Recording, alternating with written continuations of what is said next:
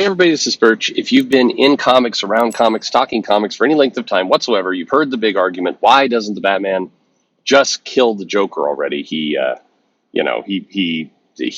Joker constantly murders people all over the place. What gives with not killing the Joker? Well, it's a good question, and here is a reader that's taken a crack at it. This is a longer mail, but let's go through it. It says, "Hey Perch. Why doesn't Batman just kill the Joker is a long-standing question among comic book fans." Yes, it is. I just said that. No, I'm just kidding. However, I think a far more interesting question is, why do some readers want Batman to finally cross that line and murder the Joker once and for all? I think part of it is Joker fatigue, as you discussed before. The other reason, though, I've cited is mostly the body count argument. Batman should murder the Joker because he keeps coming back and killing more and more people. Personally, I think there are a lot of flaws with this argument, but that's another discussion.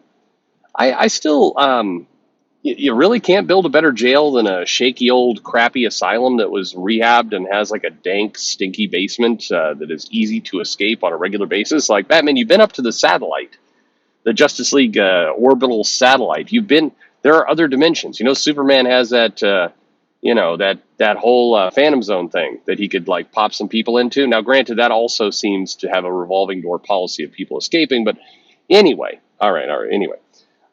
More to the point, I think that if readers are really honest with themselves, deep down, they don't actually care about the hundreds of anonymous Gotham Knights the Joker has slain. That's true. They're complete NPCs.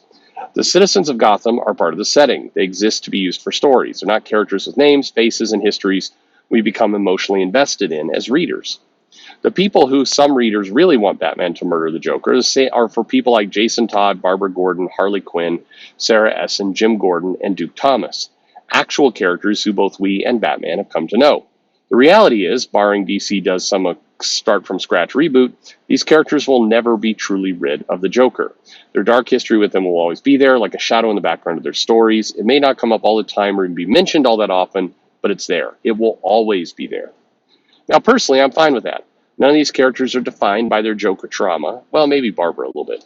But I think they are more interesting because of their connection to Batman's archenemy. Their different histories with the Joker actually inform them in important ways, such that removing that history would result in significant alterations to these characters. Oh man, don't do that. Don't say that. Suddenly, far off in the distance, somewhere outside Washington, D.C., Tom King's ears perk up. Wait. You're telling me I could have heroes deal with the trauma of losing a major villain in their life? That sounds like a fascinating 24-part mini. Anyway, furthermore, many of these characters' histories with the Joker have a greater significance to the wider Batman myth as a whole, the death of Robin being the paramount example.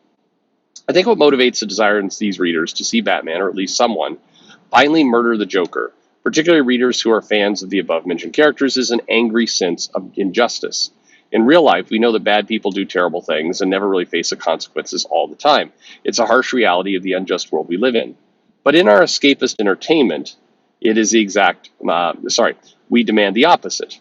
Even in stories where the hero is a good person who doesn't kill. Take Disney's Lion King. You are mixing some different pieces of content here, fella.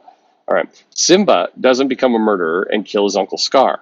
However, the story still contrives a way to ensure Scar meets his deserved fate as he is devoured by his disaffected hyena underlings. Even though our hero Simba, like Batman, isn't a killer, the story still satisfies our sense of justice by seeing to it that the villain is fittingly killed off for his heinous crimes. A lot of Disney movies have the villain characters get burned alive, murdered, stomped to death, eaten. Disney puts the villains to death. They are pro-death penalty. Disney is. Anyway, sorry. The mail's about to wrap up. It says, the Joker will never face such an end in the mainstream DC universe. He's too big, too important, and you're hitting it with this one, and too popular. That's the real key. While the characters he has harmed will forever live with the trauma they've endured at his hands, he will keep on living and coming back for more. I think deep down is the real reason a lot of readers want to finally kill off the clown prince of crime. Very well thought out mail, longer mail. Thank you for all the thoughts there. Yeah, I mean, look, if they killed off the Joker, and I think this is one of the cases where the fans who are saying Batman should kill off the Joker are in many ways not actual fans. And no, I'm not calling them fake fans. I have a doubt that a lot of the people who really want Batman to kill the Joker are actually buying or reading the comic. It's kind of the same group of people, I think, that come up with the Batman should stop fighting crime and instead devote his wealth to social programs, and that's the best way he could help Gotham. This is a fun thing to say kind of on social media or to throw out as a slogan, but if you've read Batman, you know that it goes against his being. And I think for a lot of comic readers, if you read enough comics, then you understand one very, very simple rule that I think people who don't read comics kind of struggle to get. And that rule is, hey, heroes don't kill. That was what set the Punisher apart to some extent, because the Punisher did kill, and he was decidedly not a hero. And the Punisher knew this himself. I mean, he'd say, "I'm no hero." That was kind of in the '90s. We saw a number of characters rise up to take vengeance into their own hands and all the rest. But it was meant as a bit of a counterpoint to the general rule of thumb that Superman, Batman, Wonder Woman, Green Lantern, Spider-Man, Captain America, all the characters generally adhere to, which is the villains have free reign to murder and kill and do whatever they want and all kinds of despicable acts, and the heroes do not. The heroes have to play by their moral code.